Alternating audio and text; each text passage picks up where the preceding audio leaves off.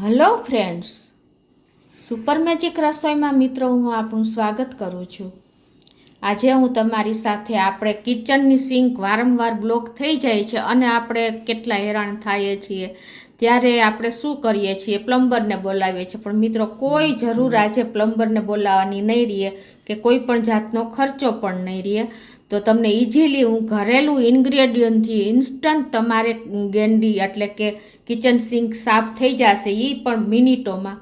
તો એનો વિડીયો હું તમારી સાથે શેર કરું છું। તો તમને ચોક્કસ આ વિડીયો ઉપયોગી થશે। ગમે તો લાઈક કરજો, શેર કરજો અને સબસ્ક્રાઈબ કરવાનું તો ભૂલતા જ નહીં। તો ઘરેલું ઇન્ગ્રેડિયન્ટમાં મેં શું લીધું એ પણ તમને બતાવી દઉં। એમાં જો બેકિંગ સોડા લીધો છે આપણે 2 થી 3 ચમચી જેવો, 1 લીંબુ લીધું છે, અડધી વાટકી વિનેગર લીધું છે અને 1 લીટર જેવું આપણે ગરમ પાણી એટલે કે 1 જગ મેં ગરમ પાણી લીધું છે। તો હવે આપણે પ્રોસીજર ચાલુ કરીએ। તો મિત્રો જો મારે આ રીતે અત્યારે જ કિચનની સિંક એકદમ બ્લોક થઈ ગઈ છે એટલે મને એમ થયું કે લાવો વિડીયો તમને તમારી સાથે શેર કરી લઉં।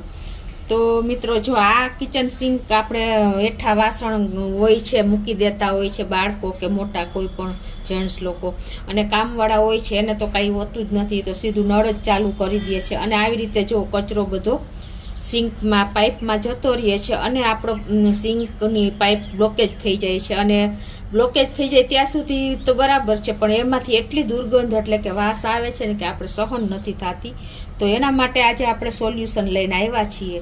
તો એમાં તમારે જો આવી રીતે કચરો ભરાઈ ગયો હોય અને પાણી ન જતું હોય કે પાઇપ એકદમ બ્લોકેજ થઈ ગયો હોય તો પહેલાં તો તમારે શું કરવાનું, આ રીતે તમારે પાઇપ હોય ને એમાં તમારે આ રીતે સળિયો લગાવવાનો।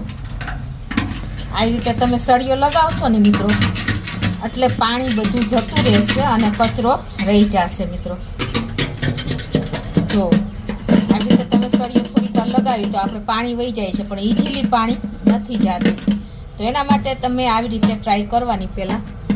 પછી આ રીતે આપણે જો હવે જે કચરો છે ને એને તમારે આ રીતે બધો ભેગો જ કરી લેવાનો છે। આ રીતે જો આપણે બાળકો કે કોઈ પણને ટેવ નથી હોતી કચરો કાઢવાની, હંમેશા તમારે કચરો છે ને વાસણનો એઠવાડનો કોરો જ કચરો લઈ લેવાનો, પછી તમારે આને બધો ભેગો કરી લેવાનો છે। આ રીતે ડસ્ટ ભેગો કરીને આવી રીતે સુપડીમાં ભરી લેવાનો છે।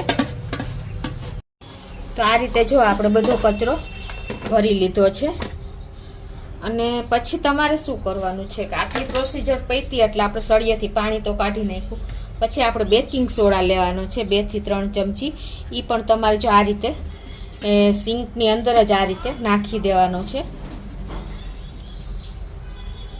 મિત્રો બેકિંગ પાવડર નહીં, બેકિંગ સોડા લેશો ને તો એકદમ સરસ રિઝલ્ટ આપશે, તમે ખાસ નોટ કરજો।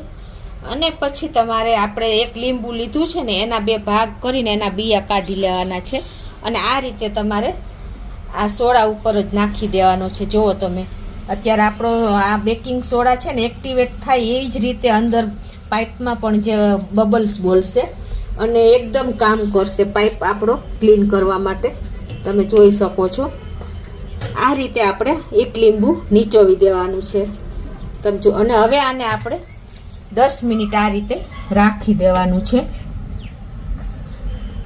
હવે જો આપણે બેકિંગ સોડા અને લીંબુ નાખીને બબલ્સ અંદર પાઇપમાં બોલી જ ગયા હોય મિત્રો, મેં તમને એ પ્રોસીજર બતાવી દીધી અને 10 મિનિટ થઈ ગઈ છે। હવે તમારે શું કરવાનું છે, આપણે આ વિનેગર લેવાનું છે, જે રૂટીન વિનેગર આવે છે ને એ તમારા પાઇપમાં જાય ને એ રીતે જ તમારે આ રીતે નાખવાનું। જુઓ તમે મિત્રો કેવા બબલ્સ બોલે છે, એ જ આ પ્રોસીજર બધી અંદર થશે, પાઇપમાં જાય ને એ રીતે જ તમારે બધું નાખવાનું છે મિત્રો। આ અંદર તમારો પાઇપ ગમે એવો બ્લોકેજ થઈ ગયો હશે ને એ બધો કચરો ખોલી નાખશે મિત્રો। અને આને આપણે હવે 5 મિનિટ રાખવાનું છે। અને મિત્રો આ બાજુ જો મેં ગેસ ઉપર પાણી પણ આવી રીતે તમારે એકદમ બોઇલ બબલ્સ આવી જાય ને એટલું બોઇલ કરી લેવાનું છે। હવે આપણે જો વિનેગર નાખ્યું ને એને પણ 5 મિનિટ થઈ ગઈ છે, ટાઈમ પણ નથી લાગતો, મિનિટોમાં જ આપણે આ કામ પતી જાય છે। તો હવે આપણે આ જે ઉકળતું પાણી છે ને એ આ તમારે આ રીતે ગેંડીમાં એટલે કે સિંકમાં આપણે રેડી દેવાનું છે મિત્રો। તમે જોઈ શકો છો જો આપણું પાણી પણ માંડ્યું જવા, જોયું ને તમે, કોઈ પણ સળિયો લગાવવાની પણ જરૂર નથી, ઇઝીલી આપણું પાણી જતું રહ્યું મિત્રો। તો ગરમ પાણી નાખ્યા પછી જો આપણે અડધો કલાક રાખવાનું છે, એટલે અંદર એકદમ આપણી જે બધા નાખ્યા છે ઇન્ગ્રીડિયન્ટ એ કામ કરતા ચાલુ પ્રોસિજર જ હશે. અને અડધી કલાક પછી તમારે આ બેજીન સાફ કરીને પાણી જતું રહેશે તમારું. પછી તમારે જો આ રીતે આપણે બેજીન સરસ સાફ કરીને અને જુઓ તમે આ રીતે પાણી ચાલુ કરશો ને એટલે ઇઝીલી જુઓ પાણી જતું રહેશે મિત્રો. જુઓ તમને બતાવી પણ દઉં, જુઓ ઇઝીલી આપણું પાણી જતું રહે છે. આપણે જે સિંક બ્લોકેજ થઈ હતી ની પ્રોબ્લેમ સોલ્વ થઈ ગયો. તો મિત્રો તમને ચોક્કસ આ વિડીયો ઉપયોગી થશે. તમને ગમે તો લાઈક કરજો, શેર કરજો અને સબસ્ક્રાઈબ કરવાનું તો ભૂલતા જ નહીં.